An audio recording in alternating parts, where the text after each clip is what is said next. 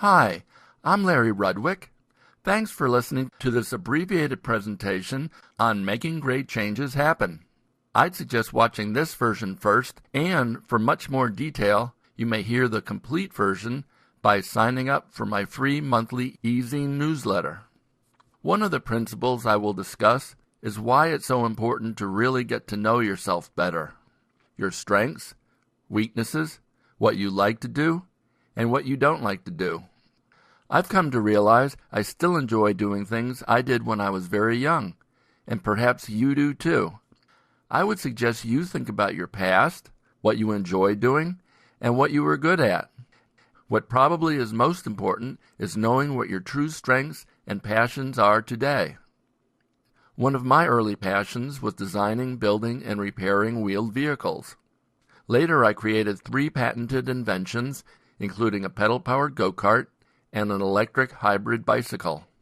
Because of my past strengths and passions in bicycle-type devices, I was able to co-found a business which taught me how challenging and rewarding having a business can be, and how risky too. Fortunately, with the help of a coach consultant, we got over the hump. Our business then grew and grew, year after year, and became quite profitable.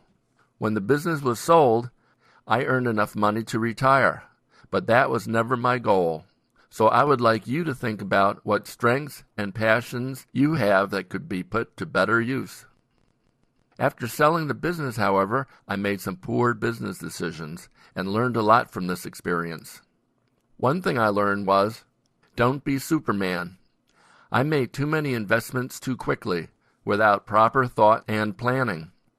The cliché, slow and steady wins the race, is something that applies to most business ventures. There are many other things I learned that are found on the full video. Because of the positive experiences I had with the coach consultant that helped save my first business, I decided someday I wanted to help businesses and executives too.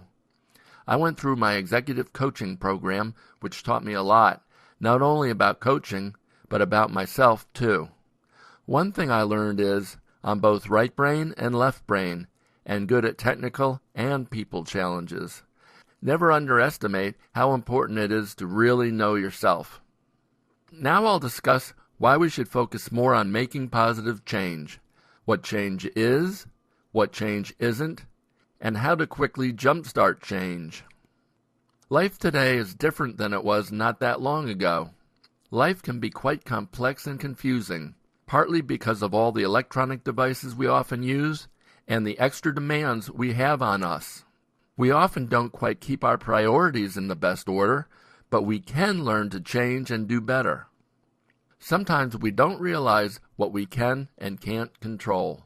This can be learned over time as well. Many of us are more reactive than proactive, so potential opportunities pass us by. Change could help us recognize them sooner and react in time. Many of us are late in repairing, improving, and maintaining things, waiting until they actually break. This sometimes includes people as well. For example, some people don't know how to deal with confrontation well. Over time, this takes its toll. We can learn to change and improve our situations at virtually any age, but we need to want to do this and then take action. But often this does not happen for numerous reasons. I'm going to ask you a question to think about for a few moments. The question is, would you be willing to make some changes if it would improve your business, career, or personal life? Picture what your business, career, or life might look and feel like if things were somewhat different, more to your liking. And take this time to picture yourself living with more contentment. If you'd like more time to think and reflect, please stop the video and press play when you're ready to continue. Did you picture yourself being happier and more content with yourself? What would it feel like to achieve things you've only dreamed of, or perhaps you've had in the past and would like again? If it's something that's realistic, is it something you want to work to achieve at some point? Very few people are truly fulfilled and content, especially these days. but most people are quite open to making improvements, provided the necessary changes aren't too time-consuming, costly, or hard to accomplish. I've broken down making changes into 6 simple yet very important topics. What not to change that much, what to consider changing, why we avoid change, why we do make changes, the basics of change, and a simple process to start making changes. Topic 1. What not to change that much. Our basic core values and beliefs are, for the most part, who we are and what is unlikely to change very much. If we're givers and pleasers, we'll always likely be givers and pleasers. Some people are very suspicious of others, whereas other people have very trusting natures. You will hear much more about this in the full version of this video. Topic 2. Things to consider changing.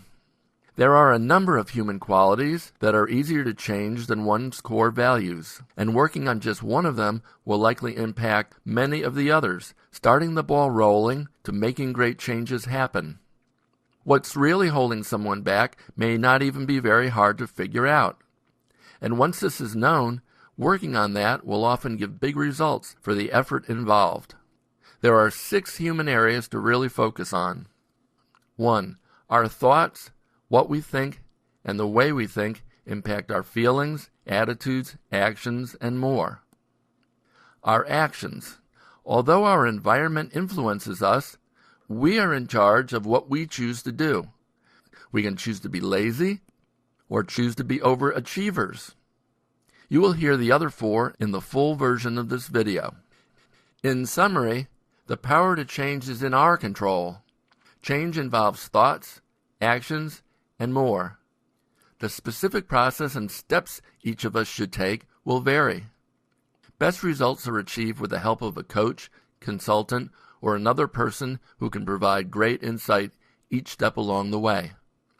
As things improve, we feel better and better about ourselves, and this often improves our love lives. Topic 3. Why we avoid change.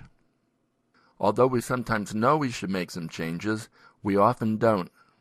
Let's now consider why. I'd like you to take some time and think. I suggest you pause the video and write down any reasons you can about why we avoid change. Please pause the video and restart it when you're ready. There are 5 basic reasons I believe great changes seem so elusive and often do not happen. Reason 1. Our habits. We simply get used to things as they are. We may not even recognize things can be better. The 4 other reasons are explained in the full version of this presentation. Topic 4. Why we do make changes. Now for some good news. Although change is often elusive, we do make positive changes from time to time. Let's think about why this happens. Please take a moment and think about some very basic reasons people do make changes. I'll give you some time to think and write out some thoughts. Please pause the video. Do you need more time? If so, please pause the video again and press start when you're ready. There are 2 very basic reasons that we do change. Are you ready for me to tell you? Reason 1. We have to. Sometimes we find ourselves in situations where we are required to change. Once again, you will find the other reason along with more details in the full version. Topic 5. The basics of making change. Once we decide we want to make some changes, our journey towards change will begin. I've broken this down into a 5-step process. Change is like taking a journey or going on vacation. Here are some travel analogies that will illustrate these steps. Know where you're at and who you are. It's really important to know your present situation. The travel analogy is, know where you're departing from. Know your goals and what you want to accomplish. The travel analogy is, know your destination. You will hear the other 3 steps in the full version. In summary, like most things we do, the process of making change is a combination of thinking, planning, and action. To get the best results, change requires 1. Some degree of soul-searching, and 2. The help of at least one experienced person to give some guidance, support, and encouragement. Topic 6. How to jumpstart change. I call this process an executive assessment. Part of the process includes thinking about and responding to 10 core questions.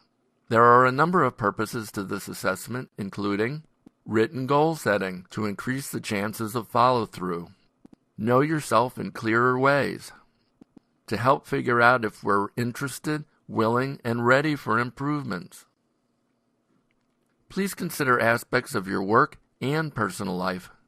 One never knows. Perhaps an old hobby you'd love to do again could even be turned into a dream business or career. There are 10 questions that can improve your life. 1. What are your short-term, medium-term, and long-term goals, and how long have you had these goals in mind? 2. What challenges do you think are preventing you from achieving your goals? 3. How would you characterize your best strengths? 4. What types of things do you like to do? 5. What do you sometimes do you really don't like to do? 6.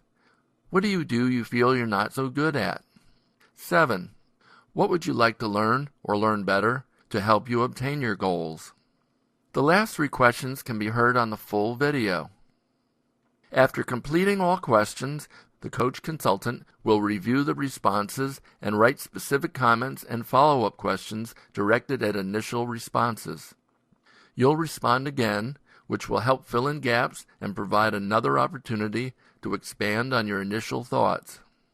After reviewing your second set of responses, it should be clear where you're at, where you want to go, who you are, and what obstacles are slowing you down.